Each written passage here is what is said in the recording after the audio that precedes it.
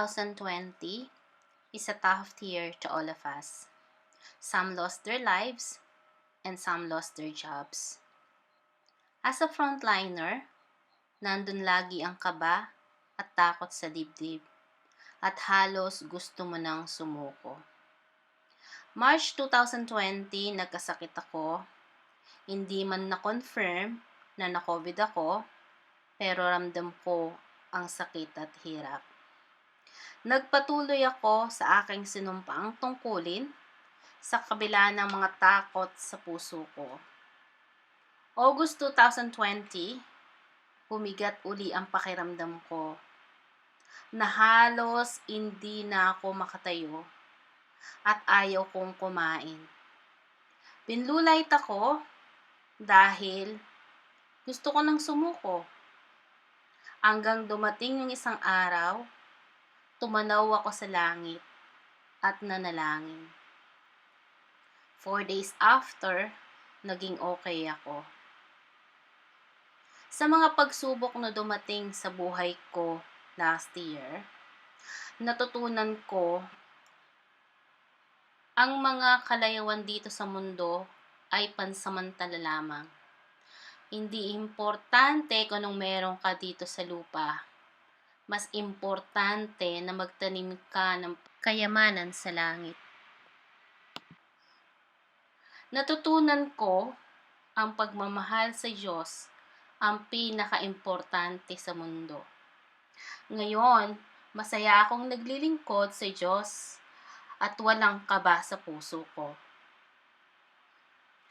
Magaan ang pakiramdam ko sa araw-araw ng aking pagbangon. Nananalangin sa kabila ng aking kahinaan at tigas ng ulo. Natawag ako. At ngayon, I am grateful I made this through. Salamat sa Diyos, nakilala ko ang aking mga kapatid sa pananampalataya sa iba-ibang bansa na hindi man lang kami nagkikita personally, pero ramdam ko ang pagmamahal sa puso ko. Eto po sila, panoorin niyo po, iningan ko sila na mga mensahe, what are they grateful for last year sa kabila ng mga pagsubok na dumating sa ating buhay. Salamat po sa Diyos, and to God be the glory. Mga kalungkutan, iyong alalahanin ay amang nagmamahal, laging nakamasid, laging nakabantay. Huwag kang mabalisa sa anumang bagay. Sa Ama ay ilapit iyong kahilingan, sambahin, purihin, pasalamatan, pagkat siyang mag-iingat. Hello, Simply Synth, and thank you for asking me this wonderful question. What am I grateful for this year? Isa lang po ang aking sagot. I'm grateful for everything that happened this year. Okay, so alam ko ang 2020 po ay marami tayong mga pinagdaanan. So despite all those, yung maraming namatay, may pandemya, and then of course yung mga natural calamities na na-experience po natin sa iba't ibang bahagi ng mundo. Lahat po yung pinagpapasalamat natin sa Diyos dahil tinuruan naman tayo ng ating mga mangangaral na lahat ng bagay nagkakalakip-lakip, no? Sa ikabubuti natin. So we just always have to look at the brighter side, no? Bright side of everything that is happening around us, at wag nating kalimutan na magpasalamat palagi, Nang una, syempre, dahil buhay tayo. And as a matter of fact, kaya nga ako nakakapag-message ngayon. May video ako dahil buhay ako. At naririnig niyo ako. Okay? And of course, before the year ends, 2020, I'm also turning 30.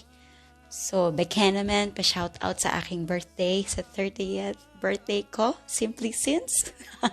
And of course, please subscribe to my YouTube channel, Madel's Studio. Thank you! Hello, Simply Scenes. Thanks be to God sa pag-invite sa akin sa isa sa mga wonderful content mo. So, for today, sasagutin ko yung question mo na, what are you grateful for this year? And to be honest, napakahirap ng tanong na yan. Kasi kung sasagutin natin yan lahat-lahat, hindi kaya ang isang araw, isang maiksing video, hindi kaya tapusin. Kasi napakadami nating dapat ipagpasalamat sa Diyos. Siyempre, kahit napangit yung mga nangyari ngayon taon, dun pa rin tayo tumingin sa positive sides. So, una sa mga ma-share ko is yung nagkasama-sama kaming pamilya, nagkaroon kami ng bonding. Actually, simula nung pandemic, sa isang kwarto na kami natutulog. Yun, tapos sabay-sabay kami na kumakain. Unlike before, hindi na namin nagagawa kasi busy kami sa kanya-kanyang trabaho. So, kahit nawalan ako ng work, okay lang sa akin kasi marami namang naging positive side. And other than that, hindi kami nagkaroon ng sakit. Maraming salamat sa Diyos sa pagkapatnubay sa aming lahat. At syempre, nagpapasalamat ako kasi nakilala ko kayo nung, syempre kung hindi nagkaroon ng pandemic, hindi ko maiisipan mag-vlog. So yun, nakilala ko kayo, nagkaroon ako ng maraming kaibigan dito sa YouTube. So yun, napakarami ko talagang ipagpapasalamat. Yun lang muna ang ma-share ko sa ngayon. Thank you po. Hi, Simply Saints! Ayan, before the year ends, we would like to share how blessed and thankful we are for the year 2020. Marami man pong nangyari, mga pandemic, mga sakuna sa buong mundo, still blessed and grateful po kami. Kasi meron pa rin po kaming trabaho, patuloy na iniingatan yung mga mahal namin sa buhay, and of course, for everyday po ng buhay, pagpapahiram ng Diyos ng buhay at lakas sa atin. Ayan, we should be thankful and grateful for that. And thank you so much. More powers po sa iyong YouTube channel and sa lahat po na sumusuporta po sa amin. Maraming salamat po.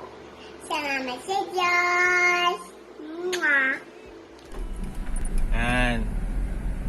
So, salamat Ate Sin sa magandang question na yan. Bihira kasing may nagtatanong sa akin ng mga ganyan eh. Napakagandang tanong. Ano yung tanong? What am I grateful for year 2020? Madami opportunities na dumating. Siyempre, itong pandemya, pa rin tayo, iniingatan pa rin tayo. Yan, tapos pagpapagaling sa mga mahal sa buhay, yun yung mahalaga. Lahat ng mahal sa buhay na naisip natin. Ayun, kaya salamat sa Diyos sa buong isang taon. Ayun na. Hello Simply Since, I miss you and thank you dahil naging bahagi ako ng content mo na what are you grateful for this year. Siyempre, I am grateful for everything in my life kasi ramdam ko na nandyan si God na nag-iingat sa family ko at sa akin at napaka-unspeakable gift kumbaga na sabihin mo yung mga pag-iingat niya sa'yo at maraming salamat, God bless and more fruitful years to come sa ating lahat at syempre maraming salamat sa pagsuporta sa aking YouTube channel Ate Simply Scenes and bye-bye, yun lang. Hello po, Ate Simply Scenes, salamat po sa Diyos. Isa po ako sa napili niyo magsalita para ma-share yung mga nangyari ngayong taong 2020. Of course, masaya. Tapos, siyempre, malungkot din. Alam naman natin kung mga nangyari. Ang daming nawalan ng trabaho, may nawalan ng bahay, may na-COVID, may na pinagpahinga ng mga tama natin, kakilala, kaibigan. Pero ganun pa man, huwag po tayong malungkot. Naging ano rin ito, itong 2020. Naging malaking paalala sa ating mga kapwa-tao na magmahal ulit tayo. Kasi yun talaga yung isa sa nakita ko, na wala na yung pagmamahal sa kapwa-tao. Kaya siguro na pitik din tayo, na paalala sa atin. Kaya nagkaroon ng mga ganitong pagsubok. Pero marami ding naitulong yung bagay na to kasi nakilala ko rin kayo. Tapos may mga namit ako, nawa ng Diyos, may nakakapakinig din. Marami nakapakinig kasi nasa bahay lang, ganyan. Tapos kahit nawalan ng trabaho yung iba, hindi pa rin nagkulang yung mga ganung bagay. Kasi alam natin na may Diyos. Sabi nga hindi tayo pagkukulangin. Hindi, kung ang mayaman, hindi niya hinayaang magutom. Tayo pa kaya. Kaya maraming salamat sa Diyos. Naiya ako magsalita pero ito, iba kasi pa nagre-record kumpara sa live. Salamat po sa Diyos. Samahan ingatan nawa po. Guys, maraming salamat po sa panonood nyo. Na binigyan yung time ang aking uploaded video na 2020 journey. Huwag po kayong magsasawang suportahan ako and lagi po nyong panonoorin yung aking upload video. And pasensya na po hindi ako nakaka-upload palagi. And sana po mag-iingat kayo lagi and samahan at ingatan nawa tayo ng Diyos palagi. And huwag po kayong babalisa sa anumang bagay. Basta't sumampalataya lang po tayo sa Kanya lagi. Yun lang po. To God all be the glory. Please subscribe and like my video po. Bye!